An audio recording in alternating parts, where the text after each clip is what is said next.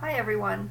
I wanted to talk about Lent and Lenten practices, what our faith requires us to do during Lent.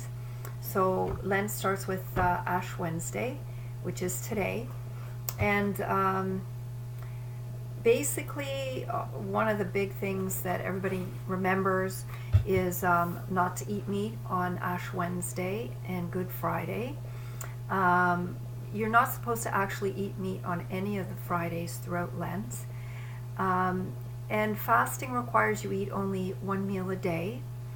So what I do is I try and eat a meal maybe around 3 o'clock, and it's a big meal so that carries me through the next 24 hours till 3 o'clock the next day. The only day we don't fast is on Sundays, but all of the other days we do fast. Other things that we're obviously supposed to do is lots of prayer. Sacrifice, we're supposed to be giving things up for Lent to tame our corporal tendencies. So we want to subdue our temptations. We want to use our will to take control of our mind and our bodies and surrender our will to the will of God. So the other thing, confession is very important. Try and go as often as you can. It's always good to go at the beginning of Lent, and if you can go once a month, that would be great. I always try and go right before First Friday and First Saturday of each month, because I honor the devotions of the First Friday, which is Sacred Heart of Jesus, and the First Saturday, which is devotion to our Immaculate Mother, Mother Mary. So also you can consecrate yourself to Christ every morning, just with a quick little prayer. You can say, Lord, I offer you this day and all that I think and do and say. Just try through Lent to be always, mindful of the Lord, and try to do His will in your life every day. Stations of the Cross are usually done every Friday. At our parish, we do them after the Friday Mass, Friday evening Mass. The priest leads and the whole congregation participates. What else? To pray the 7 penitential psalms. So those are 7 specific psalms found in the Old Testament, and they are Psalms 6, 31, 50, 101, 129, and 142. So you don't have to pray them every day, but once a week would be really nice. Abstaining from meat on all the Fridays. So on those days you would eat fish or just something, vegetarian. So I want to talk about fasting. Oh, and alms. So almsgiving is very important during Lent. This is kind of another form of sacrifice. So we give to the poor. We're charitable. We give to whoever and whatever cause needs us to. I'd like to give to the food bank. So there's always a big, huge box at our church and also at the grocery store. So I buy a bag of groceries once a week. I try to do it once a week. Sometimes I don't, but I try and do it once a week, and I just drop it in the bin on the way out. There's lots of people who are starving and can't afford to buy food, especially for children, which is probably one of the worst things. I think 2 of the worst things is not having enough food and not having enough warmth and just freezing to death in the cold. So you can donate clothes too. You can donate sweaters, warm socks, whatever. There's lots of clothing drives at a lot of the different parishes as well. So I wanted to talk about the benefits of fasting. It really helps to get our tendencies and our temptations and our attachments under control. In order to do that, you have to really have a really strong will. So by fasting, you are actually strengthening your will. You're cleansing your body and you're strengthening your will. And you're also, when you fast, it helps to cleanse your soul of sin as well.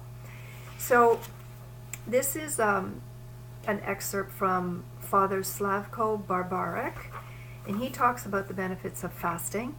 And this was actually in his brochure, but I guess this is taken from Professor René Lejeune. He's a distinguished French medical authority, outlines fasting's benefits for the body in addition to its powerful, uplifting spiritual action. So fasting outside of Lent, absolutely, it's a great thing to do. For this, ascetical exercise works wonders. Body, spirit, and soul derive tremendous benefits from it.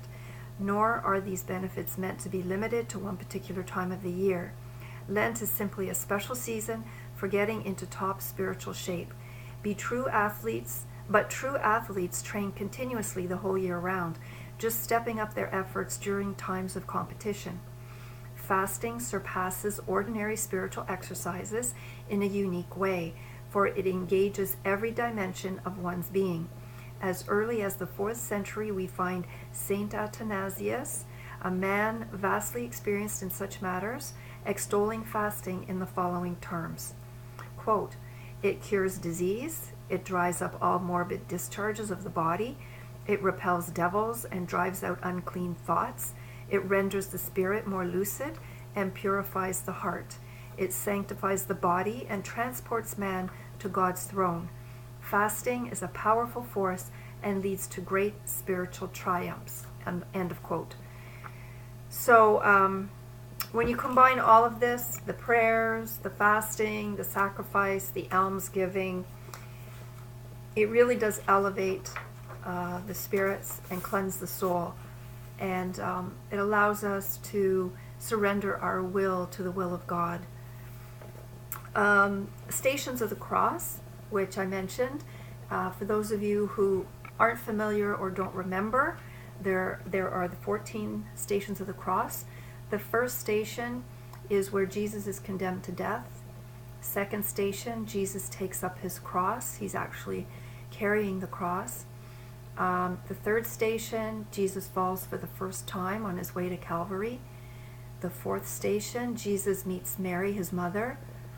The fifth station, Simon of Cyrene helps Jesus carry his cross because Jesus fell, and the soldiers there, they grabbed Simon of Cyrene and they told him, "There, go, help carry the cross." And really, that's what we have to do for one another, help each other carry our crosses. The sixth station of the cross, Veronica wipes Jesus' face with a veil. The seventh station, Jesus falls the second time. The eighth station, Jesus meets the women of Jerusalem.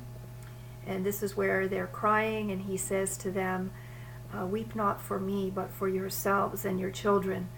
Because he knew that he was going to be going to heaven, but these women and their children were going to be going to hell, unfortunately. The ninth station, Jesus falls for the third time. The 10th station, Jesus is stripped of his clothes. The 11th station, Jesus is nailed to the cross. The 12th station, Jesus dies on the cross. The 13th station, Jesus' body is removed from the cross. And the 14th station, Jesus is buried in his tomb, which actually wasn't even his tomb. It was a tomb that someone donated for him. Jesus really lived in poverty. He owned nothing, but he gained everything. It's the way it goes.